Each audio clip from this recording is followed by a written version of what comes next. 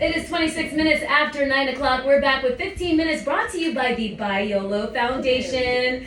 We've got Dr. Sue. We also have Carell, and we have the man of the hour, the man in the middle. We got Ryan on the inside. Good morning, Ryan. Good morning, Asher. How are you doing? I'm doing great, and I'm feeling great, and I'm so glad that you guys are here with a positive message about mental health in Barbados. You always have to have those reminders, because life be lifing, and sometimes you just kind of forget. So it's always good to get that re-up and that education about what and how we can ensure that everybody feels respected and included. And we've been talking a little bit about words and their power. And Ryan, anything that you want to kind of include and input on this? Definitely. Because June is the focus of men's mental health, there have been a lot of biases as it relates to men. Men supposed to be stoic and strong and unemotional. Yes. So just to cap or dovetail on what was said before about biases and how society purports biases, is that we need to encourage men to open up and really change the narrative about what masculinity is supposed to really mean to be masculine, what it looks like, or what it looks like. That we can have our feelings and share them and still remain masculine. We can still, our gender doesn't have to be threatened because we share our feelings or because we shed a tear. So instead, there's actually more strength in sharing those feelings and becoming vulnerable and sharing your story, because these things translate into things that we don't really try to connect the dots. So various statistics states that women are probably more likely to speak about suicide and men are times more likely to complete suicide. Then you don't see the connection of how keeping your feelings inside translates to that act. How it somehow it has to kind of be released in a way, this frustration, this stress, this mental burden that you're dealing with. You're discussing men and the idea of masculinity. Would you say as well that it's important for women to also kind of allow men to express themselves in a way that, because I feel that maybe the reason why a lot of men may not want to share their real selves and be vulnerable is that they will be emasculated or feel emasculated by the women in their lives, and also other men in their lives too. Definitely, exactly that. So when you don't share your feelings, you will probably regarded as being soft or weak or as a character flaw. I didn't a man that talking to me like that, crying and. I actually love a man that cries. You do? Yeah. Shows their emotion. When we go to like the movies or like watch an old movie like The Notebook or something. Yeah. And I see you like in your feelings. Because I really have a question to the men who don't show their emotions. My question is, where does that build up of emotions go? Where does it go? I can only speak theoretically, but probably nowhere healthy. Right. It probably translates to the bar. Addictions. It probably translates to sweeping it under the carpet, and you wonder why there's so much violence. Sometimes men become casualties of their own pent-up emotions. Yes. So because you don't release it, then I probably pass through Sheraton and step on somebody's toe. Right. Next thing you know, it commits some kind of felony. Yeah. Our person's trying to understand. But he just stepped on this stool would that translate to murder or some kind of body harm?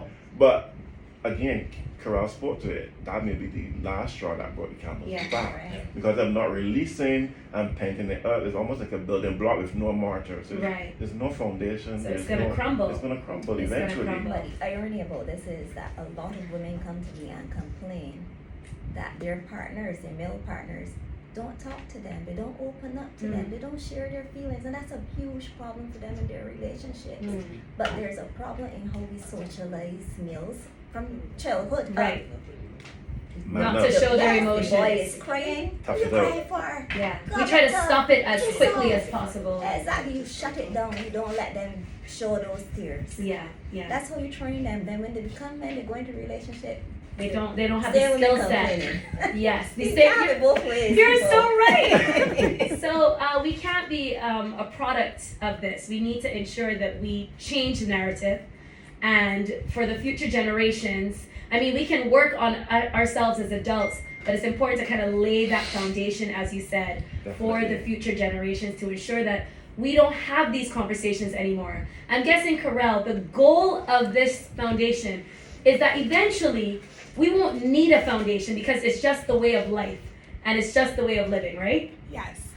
Outside of, obviously, we are going to get to a point where almost every person in Barbados is very much aware of their mental health or person's mental health around them, or even mental health in the workplace. Yeah. Because work also plays a very big role in your life. Yes. So if your workplace is giving you an environment that is not conducive to you being the best person that you can be, then that's also something that has to be addressed. Right? And it doesn't make any sense if you are trying to work on yourself and then when you try to reach out to other persons, that there are no resources there either. Right. So it's to have everything basically packaged and to make sure that it stays packaged so that it can be a better Barbados for me, you, your son, his kids, and everybody else that is going to come after that. Wow.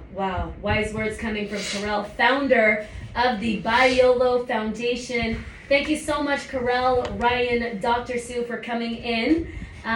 This was a very enlightening 15 minutes, and we hope to see you guys again with some more words of wisdom. Yes, see you next week. And that was 15 minutes brought to you by the biYolo Foundation. Quickly, Karel, how can they reach out to the foundation? How do we find you? You can follow the foundation on Instagram, biYolo, biYolo.BDS, and then you can also go on the psychiatric hospital page, which is Psychi Hospital. They kind of basically work in tandem with each other because we're working together. Yes. So you can either come to my page and get to the psychiatric hospital page, and then obviously when you get there, then it will take you to the list of resources. And you'll be in there. And everything's biYolo Foundation. That's biYolo. No, biYolo. One word. Oh, is that one word? Yeah. Okay, biYolo.BDS. Yeah. Thank you, ladies and gentlemen. 15 minutes brought to you by the biYolo Foundation. You're listening to HITZ 106.